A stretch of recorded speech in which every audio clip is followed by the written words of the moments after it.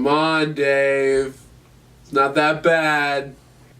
No, we have never done a Thanksgiving special, and we're not going to start now. Well, that's the perfect excuse. You know, like, it's time. We've never done it before. Let's kind of give it a whirl. If we do a Thanksgiving special, there's only one movie we're ever going to do, and I refuse to even give it a shot again. Come on, Dave. The last time we tried to watch this was, like, years ago. There's a reason I only got 5 minutes into it. Probably less than 5, but come on. Like, in the interim, like, we have been, like, tempered in, like, raw sewage. Like, we are so prepared for this movie now. All right. I will do one Thanksgiving special, and we will only watch one movie for this one Thanksgiving special. And that movie is the one Thankskilling. No! If it doesn't leave the screen, I can change it! No, you gotta let it go! No! You gotta let it go! You son of a bitch! You snuck an extra movie in through the time card! Come on, David, come on, check your balls. Alright, it's 1,000,000 miles an hour out of range! David, come on, you're scaring me, man. Oh, I'm scaring you? I'll give you something to be scared about. Don't make me do something I'm gonna regret. You think I'm afraid of death? After what I saw, no. No, I welcome it as an old friend, so do it, you fucking cunt.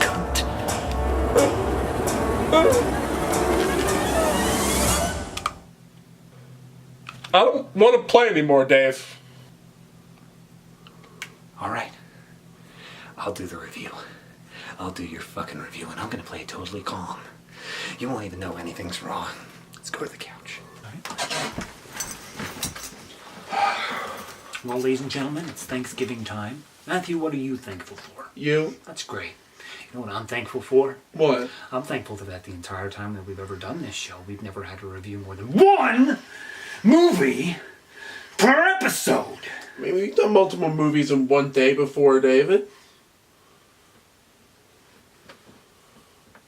Bitch, did I say one fucking day?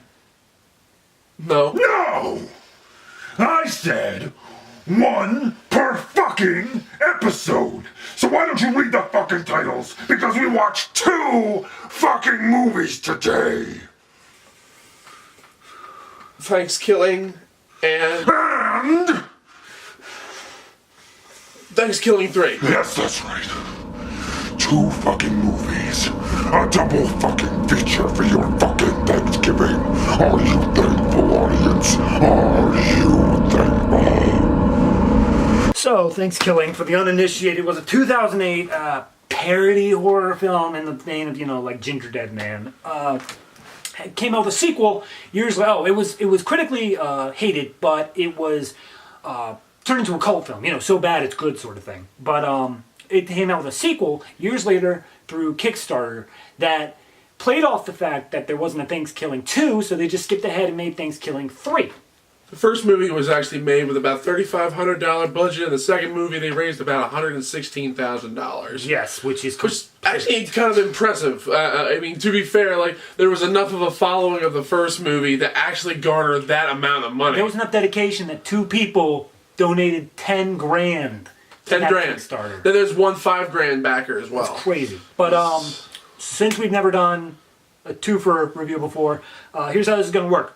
We're going to give the entirety of the first movie, going to give our final thoughts, and then we're going to roll into the second/third movie. Though this is a double feature, this is primarily going to focus on the latter feature. Because the first one's not nearly as interesting. And also, a lot of people have already talked about Thankskilling before now. But honestly, we haven't.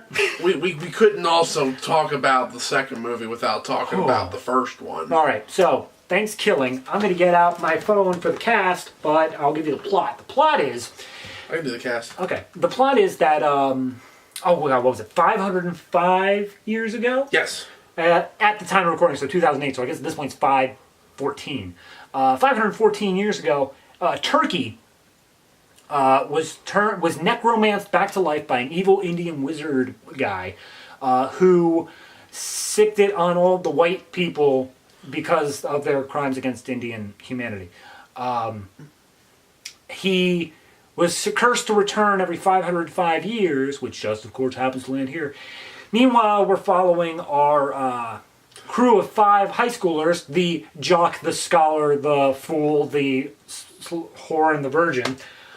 Literally. Yeah, basically, it's just all of the tropes that Cabin in the Woods would do a couple years later. I also like to say one, for instance, all of the fucking trivia that's on, about Thankskilling.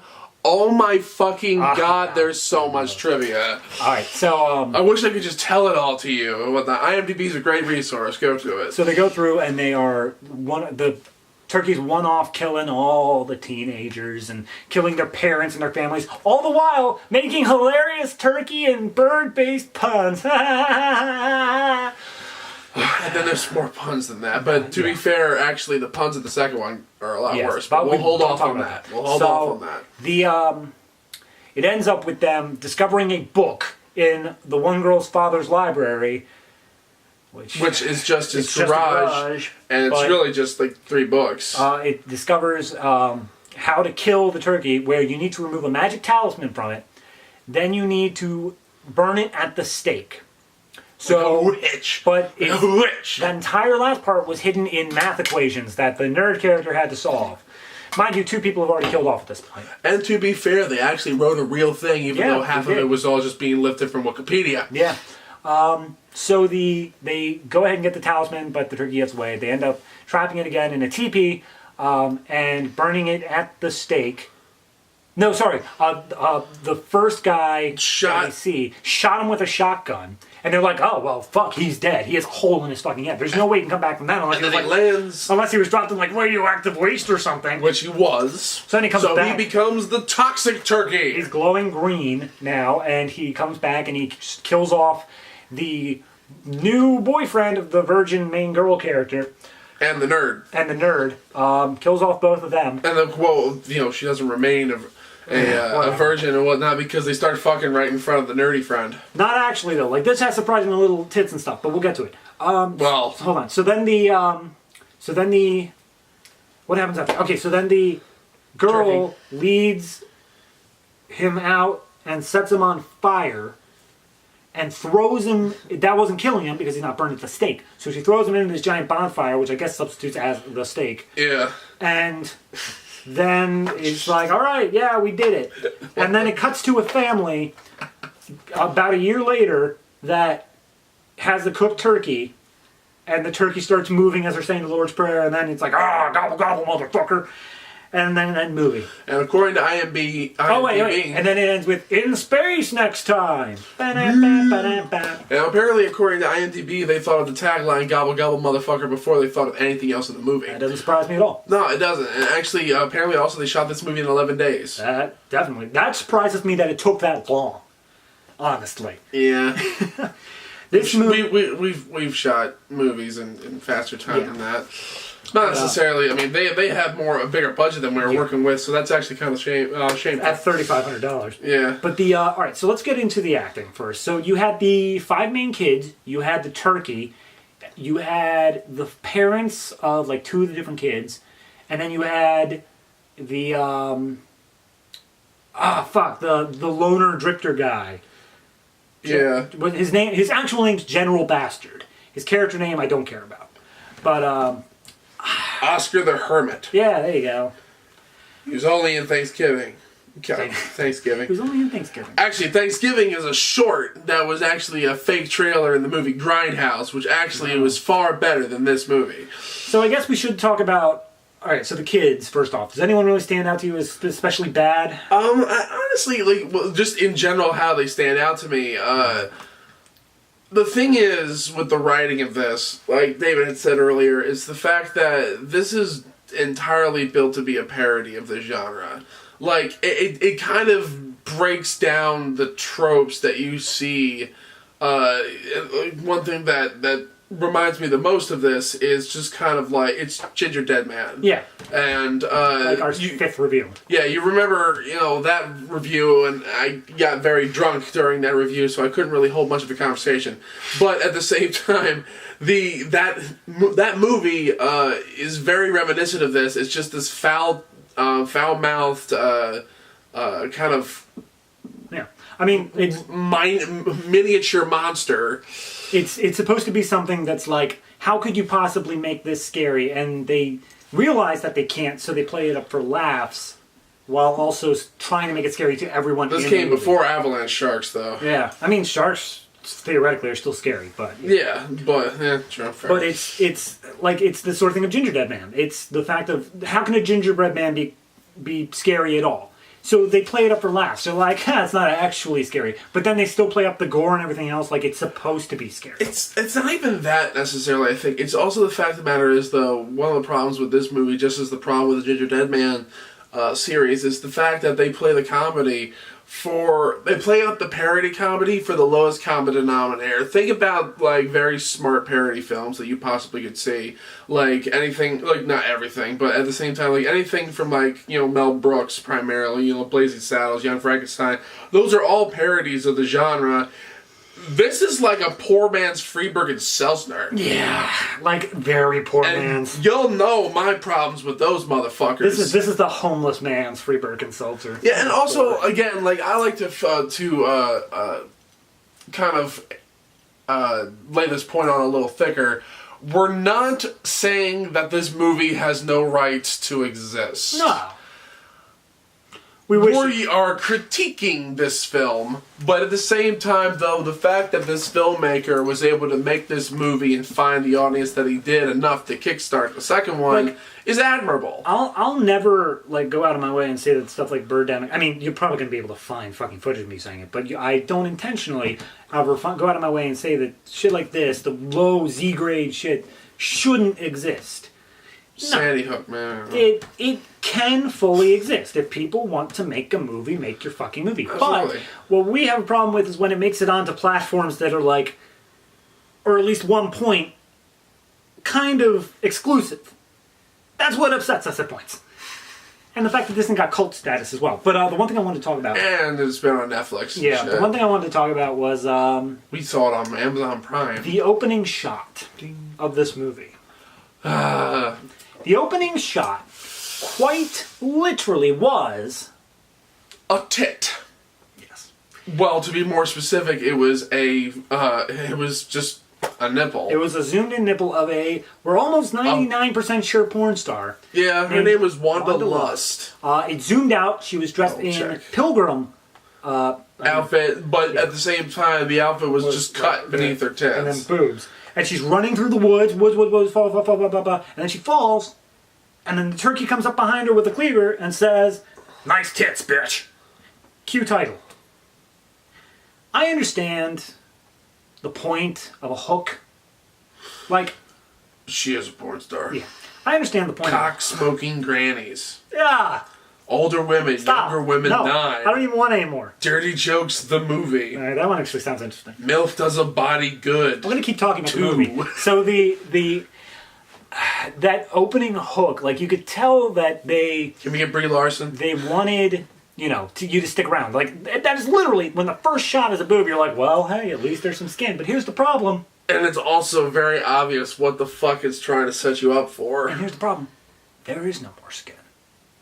There's nothing else after that. Yeah, we complained about that. We complained about, or at least I complained about the wanton amount of skin in Demon's Kiss. Mm-hmm.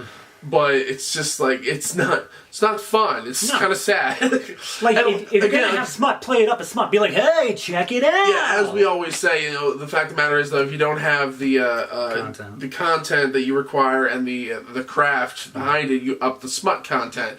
It's just their general rule of thumb when it comes down to low grade movies. This one, I'm guilty of that as well. This one knew that, but it couldn't do that. These were 5 girls that it seems or 5 kids with just 2 girls that seemed didn't want to do that per se.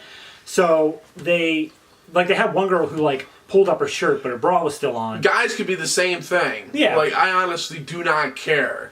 It's just gotten to a point where I've seen so many movies from so many fucking different genres that nudity doesn't faze me anymore. It's just the fact of the matter is, though, if you have nothing else to offer me, at least offer me the skin to have my subconscious enjoy or just get kind of violated in some way. Yeah. So I mean, though I do hope that none of the people who actually end up having to show skin in these movies are getting exploited. Oh yeah, no. Always treat your actors with respect. Gotta throw my All right, but moving on. So a disclaimer out there for this type of world here. We didn't want to talk about this movie for too long, so we're going to move on pretty soon. But when it comes down to this, the acting all around for me was very much stilted. Everybody spoke with like a pause at random times in their sentences, like they were remembering the line, and they never went back to shoot it again. I mean, I honestly, the impact that it had on me was everything in this movie was intentional.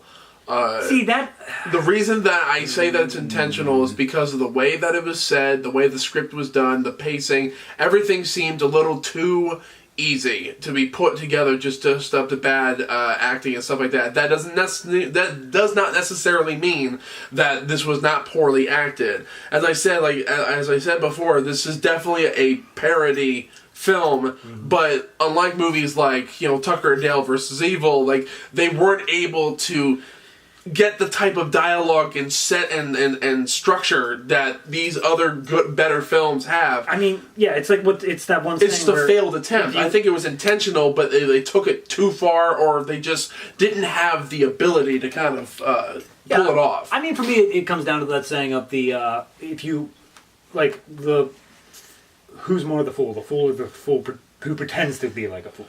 I also heard that who's the bigger fool, the fool or the fool who follows him. Yeah. Well, that's so I don't know, like, if they were trying to be, haha, look at us, we're such bad actors, haha, but we're not actually. It just kind of ends up with the same effect. Then it's just like, no, you seem like you're bad actors. So it didn't really land for me in that regard. Because, alright, I've brought this movie up before, but one movie that's really good at doing a send-up to bad films, not necessarily just these types of genre films, was a movie like Black Dynamite, which it all deconstructed the 1970s blaxploitation movies. And if this was attempting to be that in a way, I mean, like, it's a fucking killer turkey. Yeah. Like, of course this movie is going to be ridiculous. Of course this movie is going to be nonsensical. I mean, honestly, this movie didn't jump the shark as much as Dead Man 3, which, it almost did. There was elements to it, but of course, it ended 4 times. Yeah, it was like, all right, they shot it in the head, end. Oh wait, it's radioactive. That's a sequel hook. End. Then they end up at the other person's house, and they say like, yeah, guys, we did it. End. And then the turkey comes back and kills the guy. Well, you can't end there. So continue. Family, and then they end up burning them at the stake. End. And then the family. End. So there's like 5, really. Yeah. It's like it's fucking ridiculous. Yeah, I mean, there's the reason that we're gonna move on pretty much at this point. I feel is that there's not much else. There's not much substance to this movie beyond just a simple 1 hour, like, what's the word? Almost like kind of like a masochistic joyride.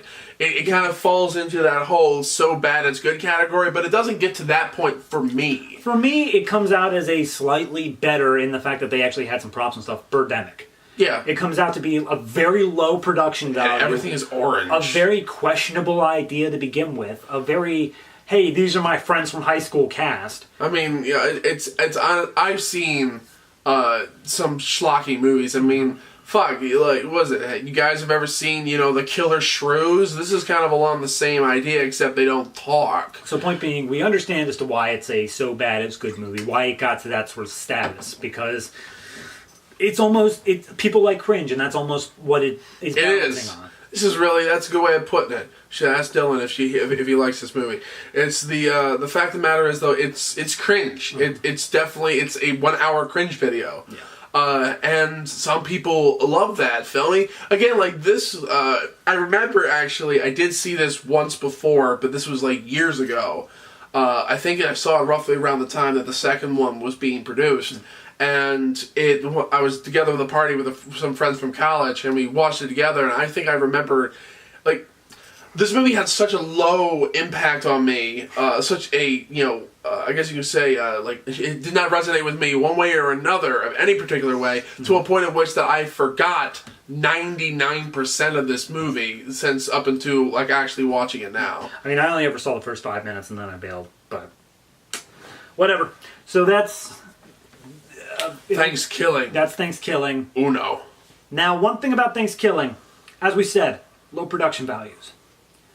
That's because they had $3,500. And to be honest, actually, I could have made it. But actually, I'm not going to even talk about when it comes down to the budget here. When you get to Thankskilling 3, a.k.a. the sequel, a.k.a. they called it 3 because of the plot, the budget went through the roof. They were able to do things now. So let me. I wouldn't say $115,000 is going through the roof for what they needed. Yes. Well, I mean, again, like if they were to make a spiritual sequel for let's say this. I want to get the plot. All right, so okay, God bless me on this one. The plot of Thankskilling 3 is that there was Thankskilling 2 in space. Everyone hated it. Mind you, this movie never existed. Everyone hated it. It was the worst movie ever. They got all of them together and burned them, except for one copy, which was thrown in the trash. We meet our main character, Yomi, a puppet, but not actually a puppet, a creature from outer space that inspired what puppets look like. He's a full plot right here, too. Oh, Jesus Christ. It's quicker. No. We find her, she has lost her mind. Literally, it is popped out of her head and said, "Bye, Yomi." Come find me.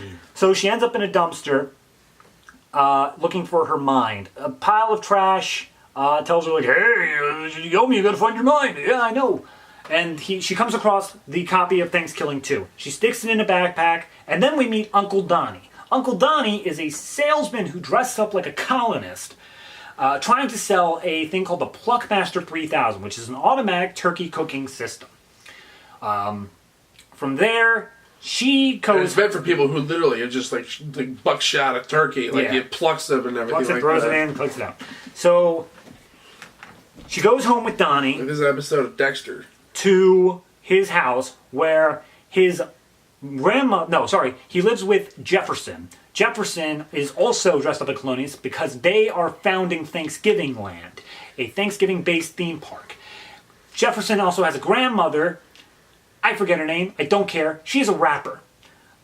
She is also a puppet, but she's not meant to look like one. She is the most disgusting-looking thing I've ever seen in my life.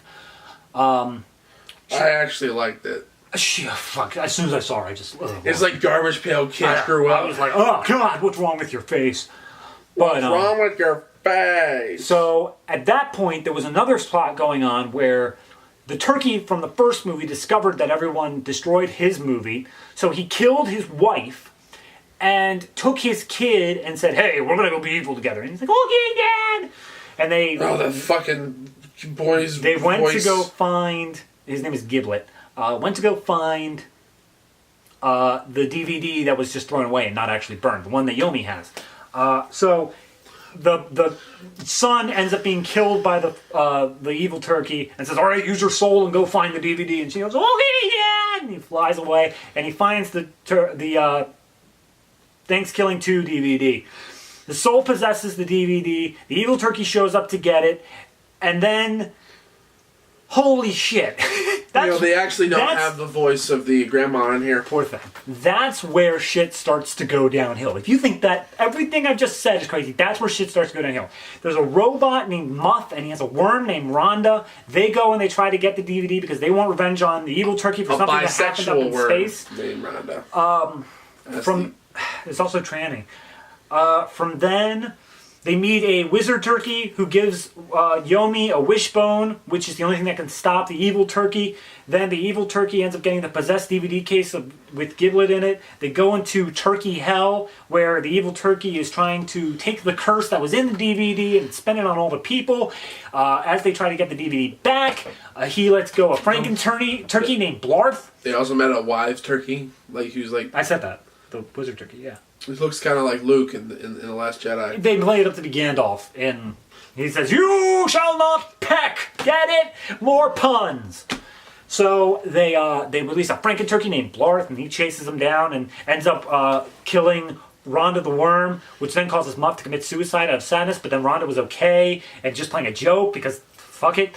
Then they try to repair Blarth, and there's the Pluckmaster 1 that's there doing some other shit. No, they don't try to repair Blarth. No, not Blarth. Muff. Muff. So then the Pluckmaster 1 is there trying to do some shit, and then it turns out that he has a vortex in his ass that can send them all to space, which is what they need to get the DVD through. But the turkey ends up getting the wishbone inside him, the evil turkey, so he ends up dying, but he's still alive, so he comes back in a form of decapitated head, and he's got Yomi by the leg. She's got the DVD, and he's like, "Oh, give me the DVD, bitch." And she's like, "No!" And then she finds out that her mom... And the DVD, remember, you know... is still talking. It's his son. So then they find out that her mind was in the vortex, the ass vortex all along. So they go up. She is bonded with Uncle Donnie at this point. It's like, "Donnie, please, I gotta get my mind." He's like, "Oh, please, Yomi, don't leave. I've already lost one family because I sent them out for stuffing. I sent them out with stuffing on Thanksgiving, and they were eaten by wolves." So then Yomi goes into the vortex, and she loses. Your memory is astonishing to me. He loses her, and they have a thing at the end where it's like, "No, now we're going to make Thankskilling land." And they do that, and Rhonda's like, "Yeah, well, we could do something with this." And then they just cut back to heaven where Jefferson is with his grandma, and they cut back to the turkey who says, "Gobble, gobble, motherfucker." And then they cut to a rap video from the grandma, and then it goes to the very end. Yeah. Okay, I'm going to say one thing before you say anything. This movie hurt me. And that's honestly where you can probably end it at. Oh my god. Like, also, I like to say, and this probably is the same way, probably in the first movie too, Jordan Downey, the director, he also did the voice of Turkey, the evil one, Yomi, Wise Turkey, and Muff.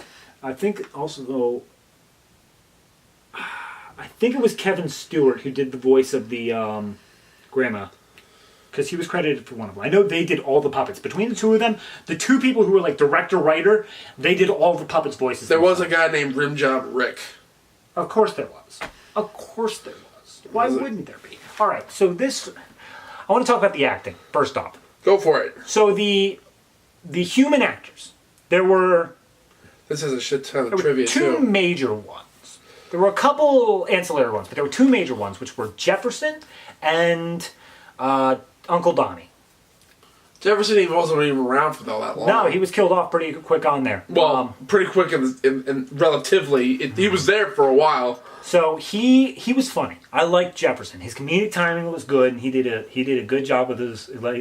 He's this pathetic sort of character who's like, "I'm going to be head of security at Thanksgiving land. I got a long pike, and I'm going to poke you with it." It was a butter knife on a stick. He did a good job with his timing and talking to his puppet grandmother. And then there was Uncle Donnie, who I thought was not as good on the timing aspects of it, but as much as it's weird to say, in Thankskilling 3, he did a good job on the dramatic beats, especially at the end.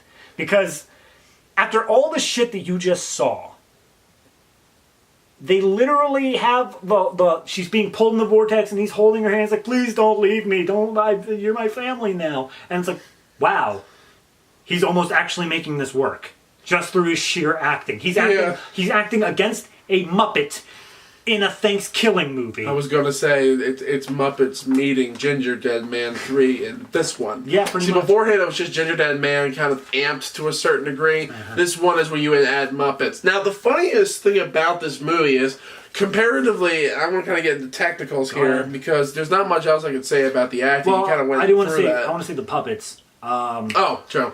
The puppets is not so much acting as it is their personalities.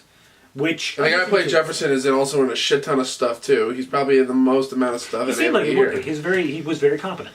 But Yomi was annoying and an airhead, obviously. Rhonda was your smoking. Where is my mind? Uncle thing where it's just like, "Hey, how's it going?" And then do the thing. Muff, I like Muff. Take that out of context. I love Muff. It was a They make a joke about that. Muff diving. yeah. As it comes out, as the vortex comes out of his ass. I'm sorry. Okay. So It's been a while since I've seen David this riled. oh my god! Like the problem was, I'm gonna just behind the scenes. Was this it like one. Bad Kids Go to Hell? No. Behind the scenes here, we'd agreed to Thankskilling. Yes. No problem with that. It was only when they teased it at the end and we said, you know what? It's still kind of early. You want to watch Thankskilling 3? It was already on the queue. May as well. Whew. This Sunday I'll be hosting a course on poor decision making. Like the first one runs about an hour. The second one runs about an hour and 39 minutes or something like that. And you can tell because it's padding and padding. I don't even know if you can qualify as padding because the thing is though, and you made a point when we were watching this, and I also wrote it down because I agree with it absolutely. There are several different ideas running around in this movie, several different possible plot lines.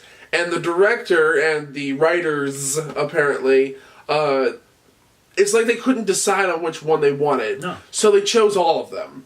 And they just went with all of them. It's like, all right, you know what? All of these are great ideas, so might as well we couldn't possibly just choose among one of them. We couldn't possibly, come to a decision. You actually had to just add it all in there. And the worst thing about it, technically the movie is competent. Like, it's not horribly shot. Like, I mean, the angles are not great, and the editing is very repetitive and choppy, but, like, quality of the shots are not bad. It's nothing like the first one. They actually have lighting, and then also there are several sets that were built for the Muppets, especially, like, when they went into, like, Turkey Hell and stuff like that. Like, there was legitimate production design done on this movie. It's kind of actually mind-boggling. Like, you can tell, like, it wasn't one of those movies where it's like, where the fuck did the money go? You can tell where the money went in this. You can, I mean, I don't know. The puppets. I literally don't know how much a puppet costs. You can tell me that it's, you can tell me that's like $100, $10,000, I don't know. But $10,000 puppet for this movie, goddamn. But it's a matter of, you could tell just through the cinematography, especially when you watch these things right back to back, the lighting, the shot composition, because the first movie we didn't mention, every shot was this. No. It was even closer. Oh, it was even closer, right. Out of focus equally. Yeah, equally. Actually, there were a couple shots that were. But this movie, the second movie, it was good shot, not good. It was competent shot composition. Like, they showed, like, flashback scenes to when Yomi was happy and she's sitting in a field, and they show the different, like, all the different stuff going around, and it's, like, shot like a fucking modern-day music video with the unsaturated colors and whatnot. It reminds me a lot, actually, of the park scene in the movie Ultraviolet. It comes the bumfuck out of nowhere, and it just stays for a while. And then finally it just kind of ends unceremoniously. But yeah, I mean, this, like, when you watch it back to back, there's so much that the second movie got right that the first movie failed so spectacularly. The first movie was so bad it's good. This movie took all of the amateurish aspects of the first movie and turned them professional, thus losing a bit of its charm, but also they decided to compensate that with, hey, let's take all the what the fuck shit and cram it as much as we fucking can and fucking chip. There is a point. There are 3 points, actually, I want to make. One point is the character mentions string cheese. They then stop the movie, and they have an ad for string cheese play. It's a fake ad, mind you, but it's an ad for string cheese. The second point was that the worm character wanted to get off of Muff's shoulder and go onto Yomi's shoulder. So for one shot, for no discernible reason, they threw away the worm puppet and instead had a hot dog with googly eyes and a mustache. Never mentioned. Never brought attention to again. And it's only a one shot, and the second shot has the worm puppet back again. The third one... Why a fucking hot dog? And it was a real one, too. Yeah. Like, it was like a real raw It was an uncooked hot dog. The third one... So it was bologna. Was... God bless me. During Muff's death. After he had blown his brain. Uncle Donnie's sitting there, he's trying to repair him, and then Rhonda, the worm, comes back and is like, yeah, I'm still alive, whatever. And then the evil turkey comes back. After he, like, squished him, like, ow. The evil turkey comes back. Sharp jewelry. And he's like, oh, you think you can kill me that easily? And they have this fucking, like... No, fight because scene we prepared. need another sequel. But then, Rhonda breaks into a saxophone solo. That came 10 minutes before the end of the movie. And this one wasn't even, like, not brought attention to. This one was, she's down in the saxophone, it's like, oh, I'm sorry, I just found this. I used to play in a band. It was up in space. We did some jazz stuff. So yeah. And then they went back to the movie. It's like, okay, all right. At least you're saying why you have the saxophone. Something kind of makes me feel like these guys were trying to copy, in a way, what's the word? Almost the vibe of the Animaniacs. Like, because the Animaniacs is also known for some wacky ass cutaways. But the problem is, though, the randomness of those cutaways are still something involving with the actual episode that's going on. Yeah. I don't know. Like, Family Guy has better continuity with their cutaways than this. Yeah, I don't know. I feel like you said, it comes down to intentional and not. And this was all very intentional. Yeah, this movie was very intentional. But I wonder what the intention was. Because no matter what I do, I can't get into that headspace. It goes back again, like, honestly, like, I feel like this is a modern example of Dadaism. Where it's like, if you're trying to look for meaning in this, there is none. Which is funny, considering what we were talking about before we saw the movie. Yes, exactly. We were having a very long conversation on what the definition of art is. Because we knew we'd be watching this movie. Yeah, I guess, and it just kind of led us into all these other different areas, and it kind of... I feel like this is a modern example of Dadaism, where, like, every time that it has a moment that's, like, supposed to be something, it just kneecaps it. It just takes it and says, no, this doesn't mean anything, go fuck yourself. Yeah, it's only just listed as comedy and horror, which I don't think... That's the most bland genre title. I don't think that this movie can actually possibly be measured by what genre it possibly is. Yeah, I would... I'm just trying to think of anything in this movie that held any sort of meaning. It's not even meaning, necessarily, because, like, if you just strip away all of the crazy intertwining plots, you pretty much get a very basic rundown story of...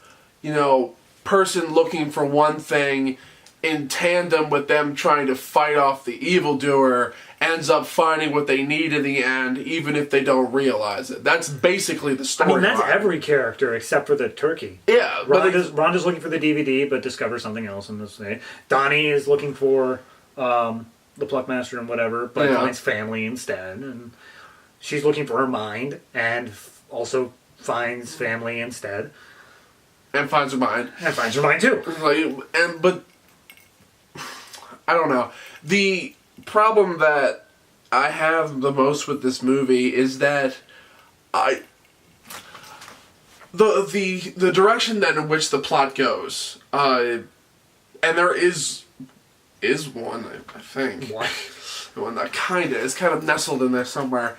The problem is... the drunkard's walk that the plot takes. It gets there eventually, but it's like, let's just hold on a minute. But the thing is, though, like, it feels like...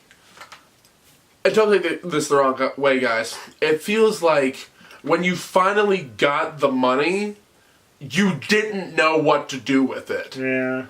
Like, that's really how it feels. Like, you almost put up the Kickstarter campaign as a joke. And if you guys actually did say anything along these lines, like in an interview or something like that, I obviously haven't read it. But at the same time, it makes me feel like you had no idea what the movie was going to be. And like the first movie, one of the reasons why people loved it is because of its kind of unceremonial, very rough appearance and schlockiness to it. Like it said, you made that movie in 11 days. This one obviously took a lot longer and a lot more thought out production period. So if you were going to literally do this, and maybe this is a little bit of too highbrow or too snobbish in me, but at the same time, I kind of expected more. Like, I expected them to reach new heights with the material, because that's what sequels are supposed to do, build on the elements that made the first ones good. But the problem with that is you didn't build on the right elements. You didn't build on the elements what makes people want to watch the first movie in the first place, because it ends up being so horrible, because it was made, I don't know if you guys made the first one to be exactly that way, or if it was made in earnest. So, I agree entirely. 100% I agree.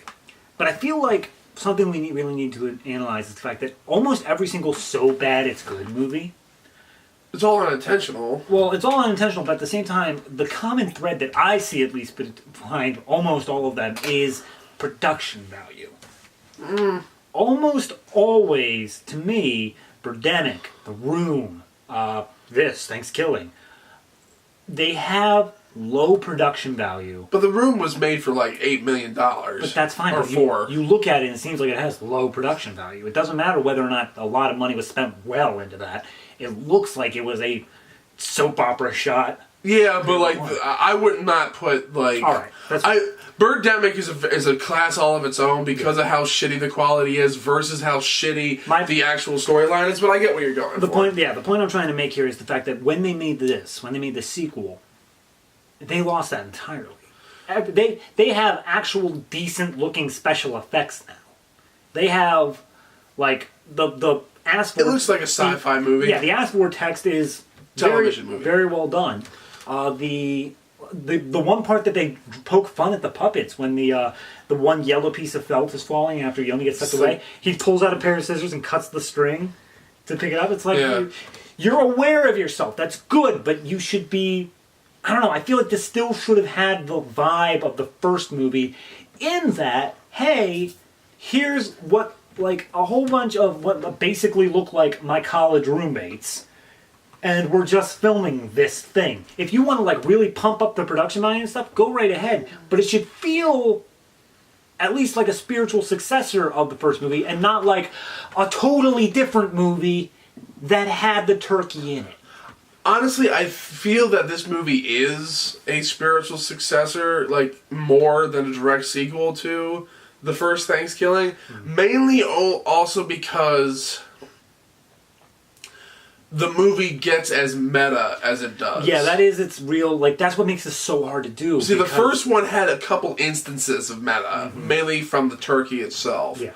But the thing is, though, this one starts out... The whole plot is meta. The whole plot is the fact that the Thankskilling movies exist in a tangible state in this universe, so that these turkeys, this turkey made this movie with the intent of brainwashing people and all that kind of stuff, but at the same time, though, the first movie was a film. I forgot to mention, the first shot in this movie. Okay. The same girl. Except this time, she's in space, in an astronaut's outfit. That just cuts out It just has two holes. And then it's padded, too. Then she gets shot in half. In the worst possible by like effect. a phaser. From a turkey baster. That looked like it belonged in like an Atari game. As they were being piloted by the evil turkey and an evil pumpkin pie. Called what was it? I don't care. Let me see. I'm curious. Like, I gotta find it. I think it says Pytel or yeah, that was a thing. It had a name that was another pun. Pilot. Pilot. Pilot. Pilot. P-I-L-E-T-T. Do you have anything else to say, or can I go into final thoughts? The last thing I really have to say about this movie is that the second half of this film, like I said before, like I quit when the saxophone solo came up. No, but that was the last 10 minutes. That was the last 10 minutes. We also... I never quit the movie before that. I was confused. You paused at one point to go to the bathroom.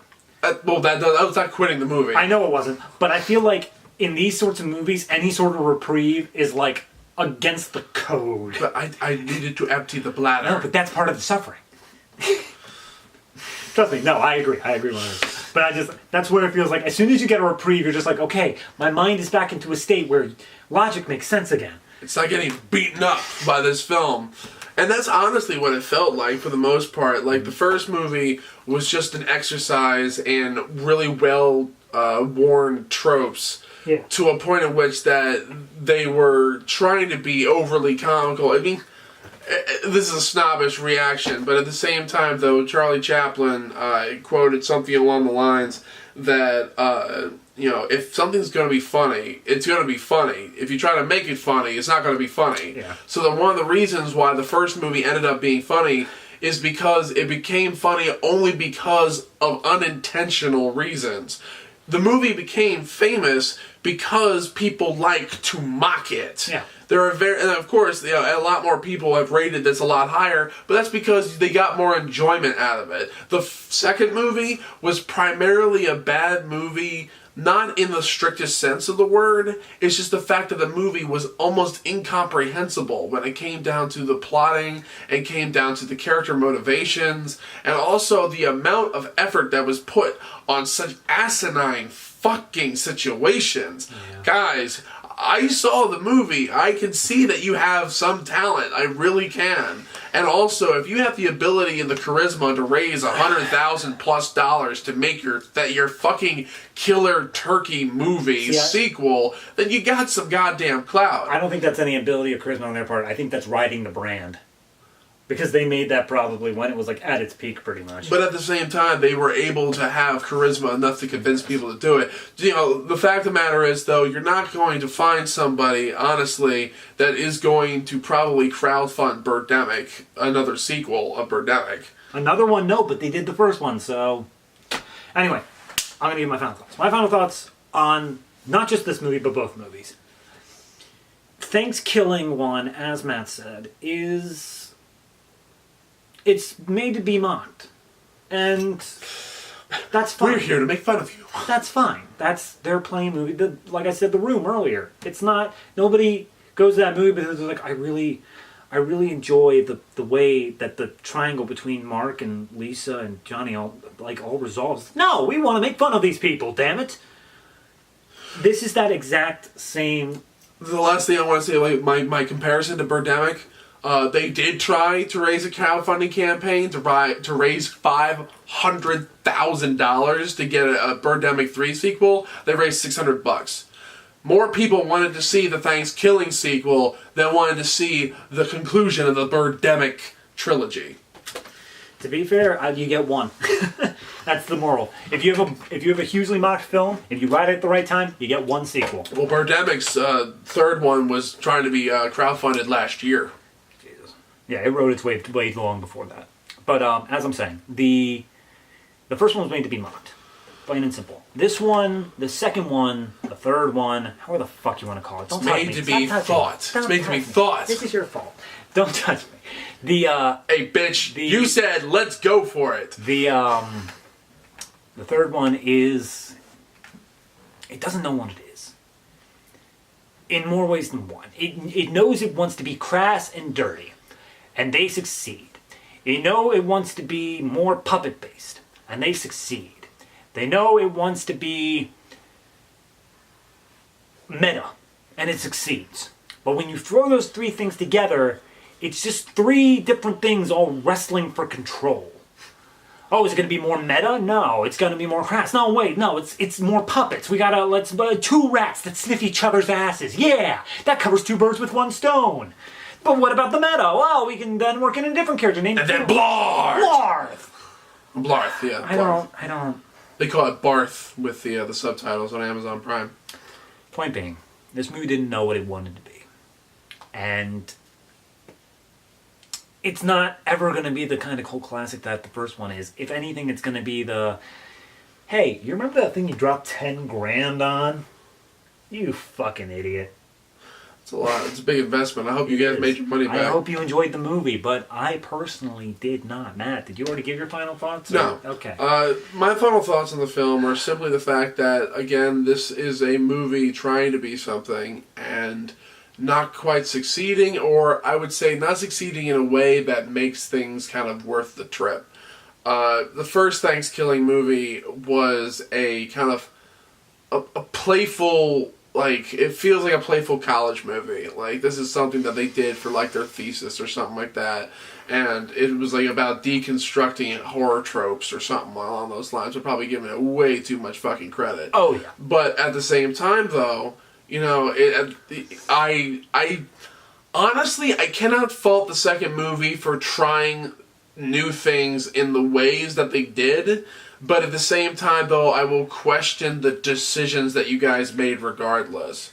Because there's no fucking way that I can sit down and, like, read full out what the actual plotting of the second movie was and think that this was going to be a well-executed film from the time the script was written to the time the movie actually came out. Like, I imagine you guys probably had a blast making this movie. But at the same time, though, it was not fun to sit through. And, like other bad movies that we've watched before that ended up kind of being entertained, like Creature or was it Big Money Rustlers and shit like that. Movies that we were not expecting to turn out at all good or even, like, tolerable.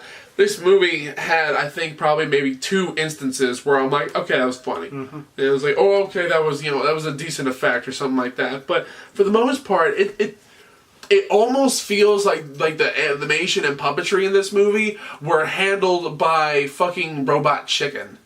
But actually with less fluidity. I mean, they said the puppet studio at the end. It was like in LA. So, yeah. But whatever. All right. But either way, that's all I have to say about Thankskilling. And that is all we will ever say, seriously, ever say on the entirety of the Thankskilling franchise. No, shut up. I'm never again. Oh, I might. You never know. All right. I'm sorry. I'm sorry, too. I'm snippy, I'm angry, and my little freak out earlier, it may have ruined Thanksgiving. Yeah, it did. But, decree, right now, no more multiple movies per single episode. Okay, not even like for a special that may or may not be released around New Year's. Okay? Yeah, fair enough. All right. But it is still Thanksgiving. We need to celebrate what our forefathers accomplished. Coming over on the Mayflower and surviving that first year with the natives. Yeah. And then systematically killing off the natives in a government-assisted genocide. Yeah. That is cause for celebration. Yeah, I think so too. I think the traditional feast is in order. Unfortunately, we are poor. So, I've done the next best American thing I can think of. I gave my money to a corporation. Here you go. I love you. Okay. David, what did you get? Oh, I got a 4-piece chicken McNugget, and I got... Oh my God. I forgot to get your order, because I didn't know what you wanted. I was going to call... Oh my... We can split the nuggets, though, because there's 2 each. That's fine. Did you get any sauce? Yeah. Yeah, I asked them for a lot of ketchup, though I don't see it around here. Oh, it's here. It's all here. They gave you a lot, buddy. What the fuck? They just love it, don't they? Oh my God! This David, it's me down here. Look, I'm a ketchup packet. David, I want to be eaten. I want to be eaten so bad. Please, David, put me inside of you, please. It's all I've ever wanted. Just crack open my head, David. Split it open with your mighty hands. Come on, David. Please, please, split me open. Open it up so I can let out all of my insides inside of you.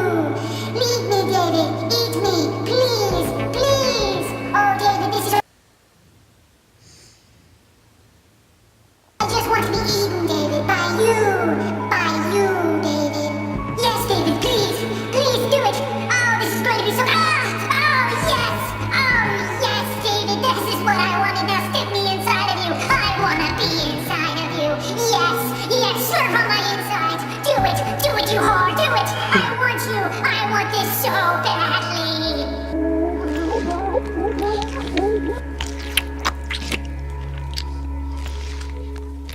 It made me do it.